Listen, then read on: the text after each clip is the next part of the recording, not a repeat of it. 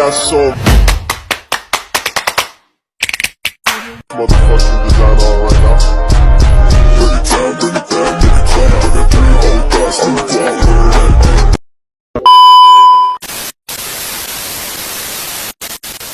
Nandito tayo ngayon sa Barangay Canlubang ng Mantil Subdivision. Bali, tinawagan po tayo ni Sir Anjo. Yan, bali shoutout sa kanya. Galing po siya sa shop dun sa aking anak, yun, kay John Michael Bilino. Shoutout sa iyo. At ngayong araw na to, gagawa po tayo ng isang Midea. Yan po yung ano niya, is top load 7.5 kilograms. Okay, one touch. Ang problema is ayaw nang gumana, wala na daw pong power. Okay? Yan, welcome to my vlog, Brian B. Tech Electronics po. Yan, shoutout sa lahat mga customer ko dito sa Canlubang. Yan, syempre kay paring Eric Manaig, shoutout sa iyo tol. At kay paring Deden Batan. Okay? Tubo natin. Hindi natin ulit yung power mo. Maliit lang ano. Mukhang naluluto na yung ano, mawala mo 242 volts. Ibig sabihin, malakas po yung supply. Kadalasan po, ang mga ginagawa ko ganyan, kita no, nag-243. Possible na pwede pong masira po yung ating panel o either na magka-problema po yung ating iba siyempre mga parts dyan. Sobrang taas po yung supply nila. Once na ganito, dapat po meron po tayong ABR. Papakita ko po sa inyo kung gaano kataas yung supply nila. Lalo-lalo pa pag nag-brown out o kumulog kidlat, possible na pwede po itong tumaas pa. Yan, 242 hanggang 243 volts. Ibig sabihin, hindi po normal yung kuryente natin po. Ang kuryente po natin is dapat 220 volts po. Kaya ang gamit natin mabilis masira. Kung baka sa tao, ang lifespan ng tao is 35 years old na lang, 70, wala na 70 years old. Ate, okay, wala na rin ito. Namamatay na rin mga kasi, papaya po. Ibig sabihin papaya, katulad sa tao, kung ano naman kinakain, kahit ang sakit ng nararamdaman nila, ganun po yan. Kung baga, hindi natin nakakontrol yung siyempre dito, laging pag-list mo, lalo sa mga bibig.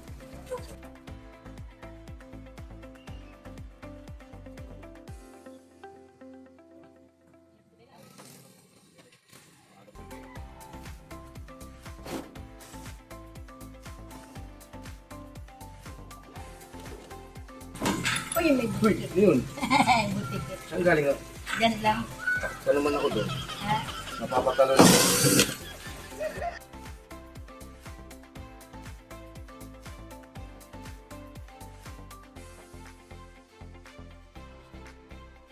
Ang daga, alam ko na ang problema mo, sir.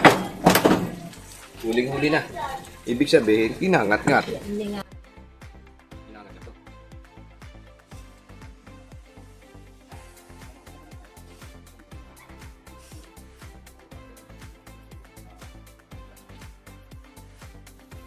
Tignan natin yung mga wirings nito. Ayan. Titingnan natin kung may daga pa. Wala naman. Yung hose. Ito oh, hinangat-ngat-ngat na rito. Yan oh. Favorite ng daga to.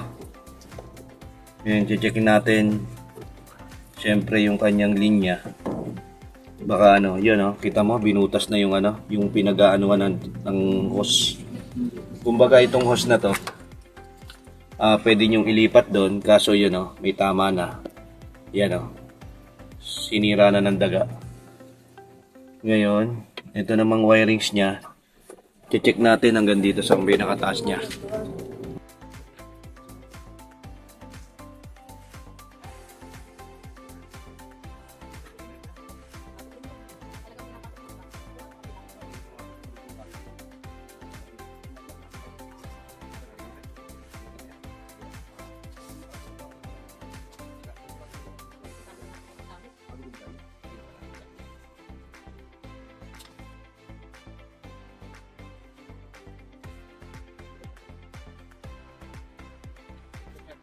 Okay, ito guys gugulat tayo wasak-wasak na.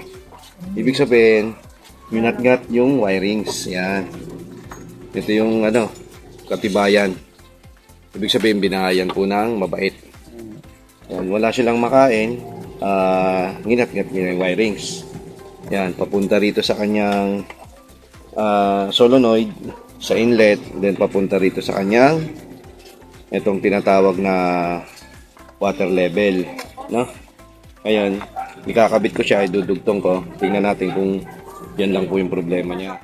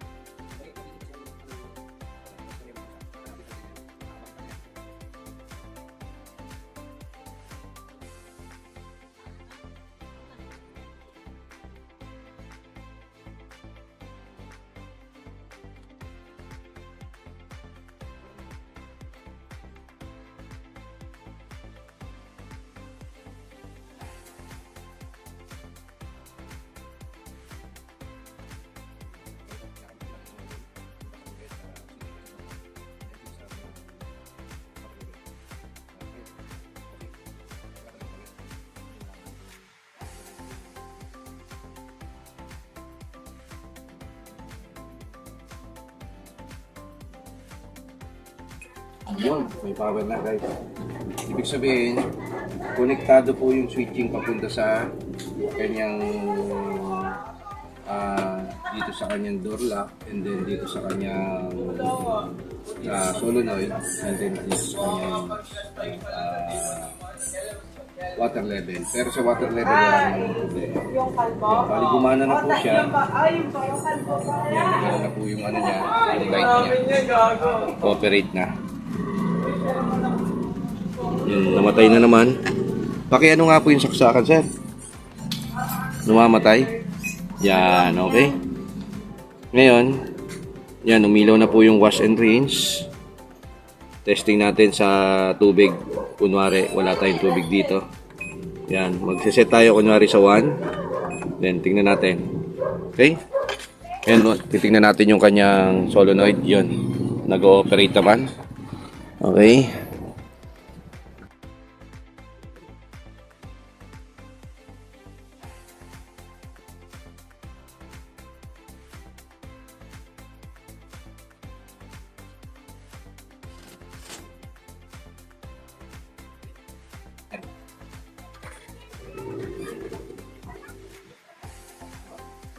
Okay na. May tubig na siya.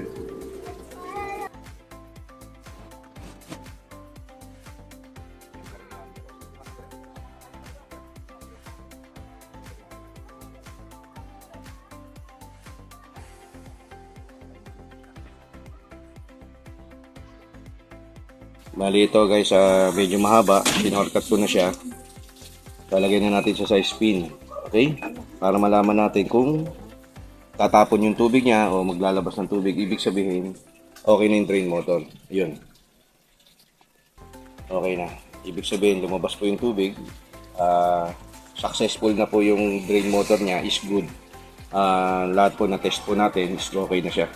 Yan. Spin na po siya. Hintayin na po natin siya mag-operate at gumana yung kanyang pulsator. Okay? O yung kanyang basket. Okay na po yung spin, gumana na po siya. Ibig sabihin, okay na po yung ano at wala siyang problema sa kanyang PCB panel board. Okay guys, anong po masasabi natin, sir? Okay. Maraming salamat, sir. Okay. Sang Midea. Okay guys, ito. Tapos na po natin yung ating mission dito sa Barangay Canlubang ng Mantil. Salamat, maraming salamat po kay Sir Aljo. Yan. Thank you, sir. Yan. Si ate. Kaway naman yan. Yan. Kita po kayo sa YouTube channel. Okay. Hanggang dito na lang po tayo at maraming salamat po. At sa lahat po ng ating customer dito sa Barangay Canlubang, kay Kuya Atoy, kay Paring Mark Soriano, thank you sa lahat po ng ating dito at saka syempre yung ating customer ditong lagi tayong nire-recommenda si C, yun, apelido. Hindi ko lang alam ang pangalan. Thank you sa'yo. Kay Mark So, yun, thank you sa'yo. Siyempre, sa aking kumpare dito, si paring Ramon Maqueda, thank you. Hanggang sa inyo dito. Sa lahat po ng ating mga kasama dito sa Katuba. Maraming salamat. At sa lahat po ng bago lang po sa YouTube channel natin, huwag po natin kakalimutan na mag-subscribe, Brian Videos. Tapos po natin itong isang Midea na upload. Okay na po siya. Dito na. I got some motherfucking design on right now.